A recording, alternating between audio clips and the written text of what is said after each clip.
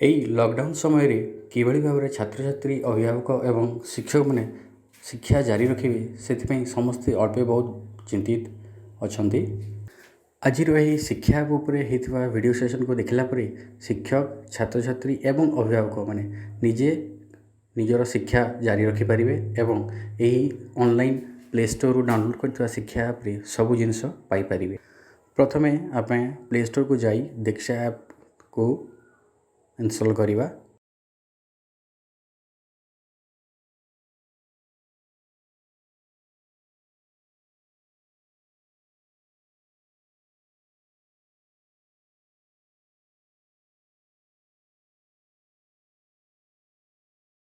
ଦୀକ୍ଷା app ଆପଣଙ୍କୁ ଆପଣଙ୍କ ଭାଷା ମାଧ୍ୟମରେ ଅଧ୍ୟୟନ କରିବାର ସୁବିଧା ପ୍ରଦାନ କରେ।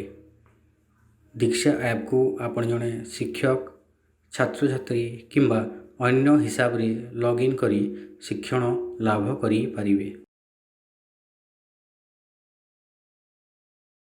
ଛାତ୍ରଛାତ୍ରୀ, ଶିକ୍ଷକ ତଥା ଅନ୍ୟମାନଙ୍କୁ ସୁବିଧା ପାଇଁ ପାଠ୍ୟପୁସ୍ତକରେ ଥିବା QR କୋଡ଼୍ ସ୍କାନ୍ କରି ଶିକ୍ଷଣୀୟ ତଥ୍ୟ ଆପଣ ତୁରନ୍ତ ପାଇପାରିବେ।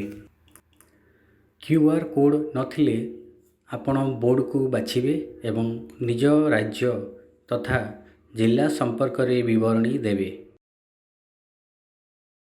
ପୁନଃ ଷ୍ଟେଟ୍, ମାଧ୍ୟମ ଏବଂ ଶ୍ରେଣୀ। ମୁଁ ଏଠାରେ ମାଧ୍ୟମ ଓଡ଼ିଆ ଏବଂ ଶ୍ରେଣୀ 5ମକୁ ସିଲେକ୍ଟ କରିଅଛି। ଏହାପରେ ଦୀକ୍ଷା ଆପ୍ ଆପଣଙ୍କୁ ଆପଣଙ୍କ ପସନ୍ଦର ଶ୍ରେଣୀ ଏବଂ ତା'ର ଟପିକ୍ ସିଲେକ୍ଟ କରିବା ପାଇଁ ଅପସନ୍ ଦେବ।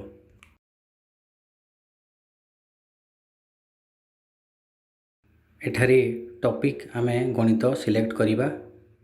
ତାପରେ ଆପଣ କୋର୍ସ କଣ୍ଟେଣ୍ଟ ଦେଖିପାରିବେ। କୋର୍ସ କଣ୍ଟେଣ୍ଟକୁ ଆପଣ ଡାଉନଲୋଡ଼୍ ମଧ୍ୟ କରିପାରିବେ।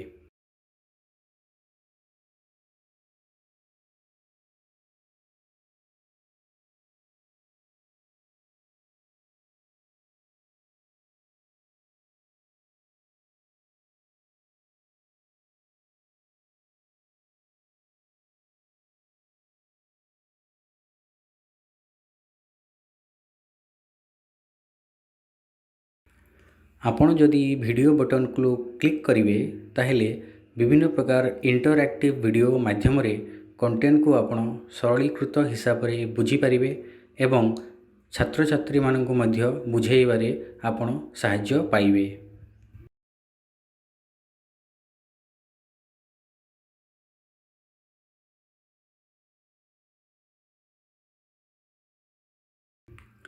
ବିଭିନ୍ନ ପ୍ରକାର କୋର୍ସ କଣ୍ଟେଣ୍ଟକୁ ଆପଣ ସେୟାର କରିବା ପାଇଁ ଲିଙ୍କ ପାଇବେ।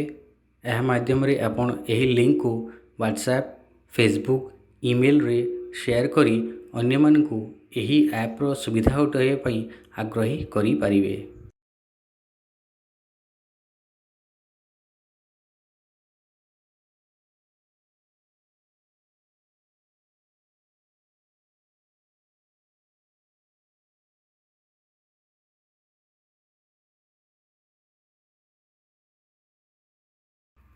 ଆପଣ ଚାହିଁଲେ ଦୀକ୍ଷା ଆପ୍କୁ ଆପଣଙ୍କ ଶିକ୍ଷଣ ଅନୁଭୂତିକୁ ରେଟିଂ ଦେଇ କୋର୍ସକୁ କିଭଳି ଆହୁରି ଶିକ୍ଷଣୀୟ କରିହେବ ସେଥିପାଇଁ NCTକୁ ଆପଣ ସାହାଯ୍ୟ ମଧ୍ୟ କରିପାରନ୍ତି।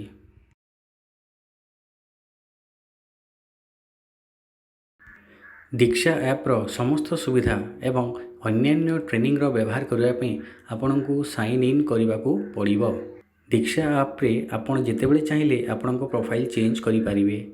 ଶିକ୍ଷକରୁ ଛାତ୍ର କିମ୍ବା ଅନ୍ୟ ହିସାବରେ ମଧ୍ୟ ଲଗ୍ଇନ୍ କରି ଶିକ୍ଷଣର ସୁବିଧା ଉଠାଇ ପାରିବେ।